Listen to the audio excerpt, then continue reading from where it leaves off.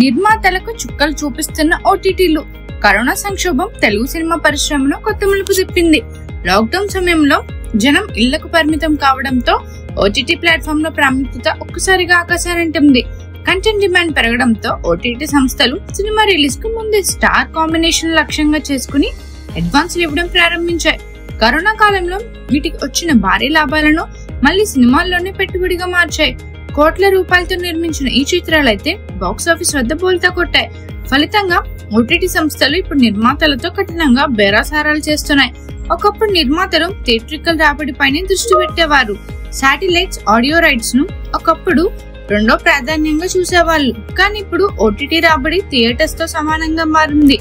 OTT సంస్థల ప్రభావం ఇంతగా పెరిగిందంటే పవన్ కళ్యాణ్ హరిహర వీరమల్లు, నాగార్జున కుబేరా వంటి బడా చిత్ర రిలీజ్ డేట్లు సైతం వీటి నిర్ణయాలు ప్రభావితం చేస్తున్నాయి.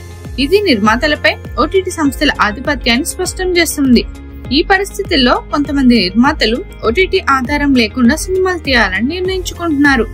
మరికొందరు మాత్రం ఓటీటీ సంస్థల పెట్టుబడి పెడుతున్నాయి కదా అని వాటి డిమాండ్లకు లొంగిపోతున్నారు. అయితే ఓటీటీ ప్రాబల్యం ఇలాగే పెరిగితే థియేటర్ల వ్యవస్థకు ముప్పు తప్పదని ఆందోళన వ్యక్తమవుతుంది.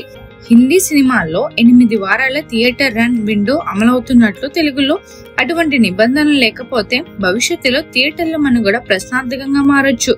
ఈ సవాలు నడుమ సినీ పెద్దలు, థియేటర్స్ యాజమానులు కలిసి పరిశ్రమ భవిష్యత్తును కాపాడుకోవాల్సిన అవసరం ఉంది.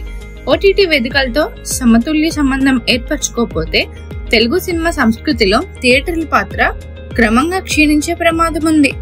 మరిన్ని మూవీ అప్డేట్స్ కోసం, ఫిల్మ్ రివ్యూస్ కోసం ఫాలో అవుతూ ఉండండి ఫిల్మీ బౌల్.